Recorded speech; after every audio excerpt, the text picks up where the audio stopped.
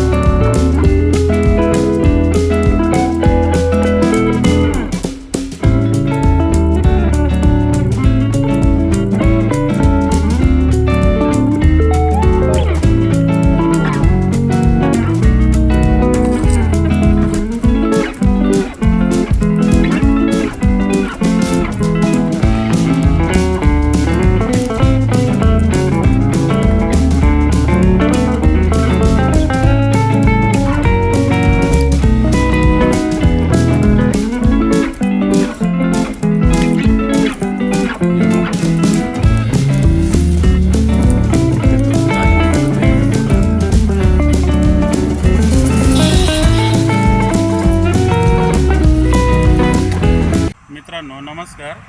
आज आपण नाशिक जिल्ह्यातील त्र्यंबकेश्वर तालुका आहे आणि ते त्र्यंबकेश्वर तालुक्यातील आपण पश्चिम पट्ट्यात आलेलो आहे. हा जो डोंगराळ भाग आहे आणि ह्या डोंगराळ भागाच्या परिसरातला जो पाऊस असतो तो इथं पडल्यानंतर तो आपल्या अरबी समुद्राकडे जातो वाहून. म्हणजे जो सह्याद्रीची पर्वतरांग आहे ते आपण ते टोकाला आहे का जो इथून खालचा भाग आहे आणि ह्या परिसरापासून इथून वरचा भाग आहे. वरचा जो पाऊस पडतो तो गोदावरीकडे जातो आणि इथला जो पाऊस पडतो तो अरबी समुद्राला जातो. आणि या ठिकाणी आपण आलेलो आहे त्र्यंबकेश्वर तालुक्यातील हा वाघेरा गाव आहे वरती आणि वाघेरा घाट आहे. इथून आपण नाशिक ते पालघर, डहाणू, जव्हार, मोकडा या भागाकडं शॉर्टकट आहे रस्ता. इकडून आपण जातो. आम्हाला माझे मिसेस आणि आम्ही हर्सुलकडे निघालेलो आहे. घाटातून जाताना निसर्गाचा खजिना सापडलेला आहे आणि आम्ही त्याचा आस्वाद घेण्याचा प्रयत्न केलेला आहे. तर याला म्हणतात मोहा. आणि हर्सुल कुठं आहे आता? आहे का? मग आता हे मो आताच उचलता नंतर कधी? आता याला कोणी मालकच नाही त्याच्यामुळे ते पडलाय. मालकच नाही. मालक राहतो पण यंदा काय पडत नाही ना भरपूर पडून राहतं. साठवून ठेवता? साठवून ठेवतात, वाळवून ठेवतात, त्याच्यानंतर विकतात आणि त्याची दारू गाळायची. दारू गाळतात. आता याला मोड्या म्हणतात ना. मोठ्या आलेले आहेत. तर मग ते मोठ्यांचे आहेत ना का खायचं तेल जे आपल्याला आहे ना का गोडा तेल आहे ना. गोडा तेल गोडा तेल आपल्याला याचं. तर हे फुलं पडून गेल्यानंतर त्याला एक आपल्या दोडा येतो आणि त्याचं साईज मोठे होते. त्यानंतर बी असते.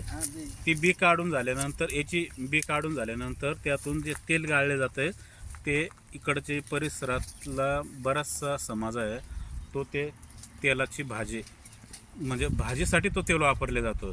जसं आपण कुरसानी म्हणा, सोयाबीन म्हणा, शेंगदाणा म्हणा, तसंच याचं आपण मोठ्याचा तेल म्हणतात. त्याच्यातून जी बी नंतर हे वाळवून त्यातून बी काढली जाते आणि ते बीचा तेल तयार केला जातो आणि एकदम कोलेस्ट्रॉल फ्री. निसर्गातून जो मिळतोय तो तुम्हाला कुठे मिळणार नाही.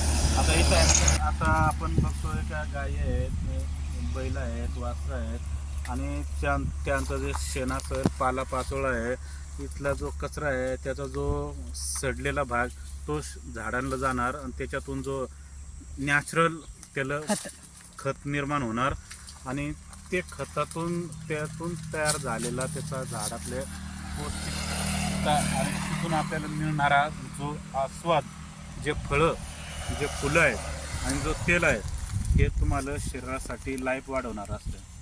जे आपल्याला कोलेस्ट्रॉल फ्री जो प्रकार आहे तो आहे आणि एकदम फ्रेश आहे. मोहाचं आहे, हे मोहाचं आहे. आणि हे पडून गेल्यानंतर त्याला एक दोडा येतो, छोटासा दोडा येतो. आणि ते छोट्याशा दोड्यातून निर्माण झालेलं आहे नाही का, आपल्याकडं आता ते आपल्याला ते काकाने सांगितलं का दोड्यातून हा निर्माण झालेला असतो. हा मोठा दोडा निर्माण झालेला असतो. बेट आहे म्हणतात, कोण टोळंबे म्हणतात. आता प्रकार आहे जिकडे भागातला. आणि याच्यातून हे मोठे होऊन नंतर हीच साईज असते त्याची सरासरी. आणि हे तोडून किंवा पडतात ते वाळल्यानंतर. आणि त्याच्यातून मग जो बी काढला जातो, ते बियातून तेल काढले जातो. आणि ते तेल म्हणजेच आपल्याकडं गोडे तेल म्हणजे खायचे जे तेलांचे प्रकार असतात वेगवेगळे, तो एकंदरीत तो समूहाचा गोडा तेल. आणि याला म्हणतात मोठ्यांचं तेल, का जो निसर्गासाठी छान असतो आहे. हे बघा एकदम तुम्हाला मिळालं पाहिजे. किती छान आहे. माझे मिसेसचं म्हणणं आहे का कमी खा, याच्यातून नशा निर्माण होईल. पण तसं काय नसतं. हा निसर्ग आहे आणि निसर्गाचा आस्वाद घेतला पाहिजे. तर मग मित्रांनो, मी आस्वाद घेतलेला आहे. तुम्ही पण ट्राय करा. हे आयुष्यात परत भेटत नाही. जो सीझन असतो तो हाच सीझन असतो. आता होळी संपलेली आहे आणि ते या कालावधीत आता पुढं पाडवा आहे थोड्या दिवसात 9 तारखेला. ते कालावधीत होळीचेच कालावधीत असतो, थोडा अगोदर असतो किंवा नंतर असतो. हे कालावधीत हे फळं फुलं आलेली असतात. आता याच्यानंतर तोरणांचा बहार येणार, करवंद येणार, इकडं आवळं येणार. आवळंचे एक वेगळा प्रकार आहे तुम्हाला, जे चिकूसारखा असतो तो पण येतो आहे.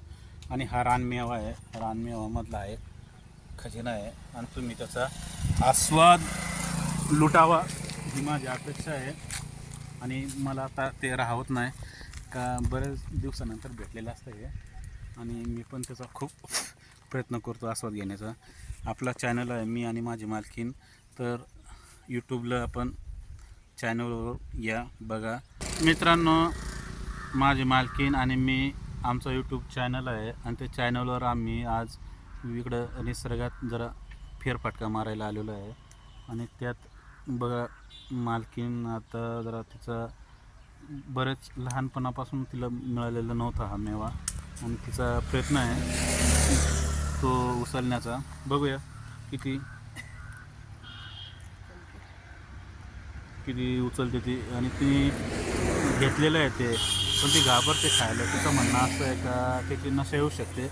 परंतु आता इथले बरेच अनुभवानुसार मी पण एक जंगलपट्ट्यातच राहणार आहे, त्याच्यामुळे इथं ते काका म्हटले का तुम्ही भरपूर खा, काही अडचण नाही, त्याची नशा येणार नाही, काय नाही.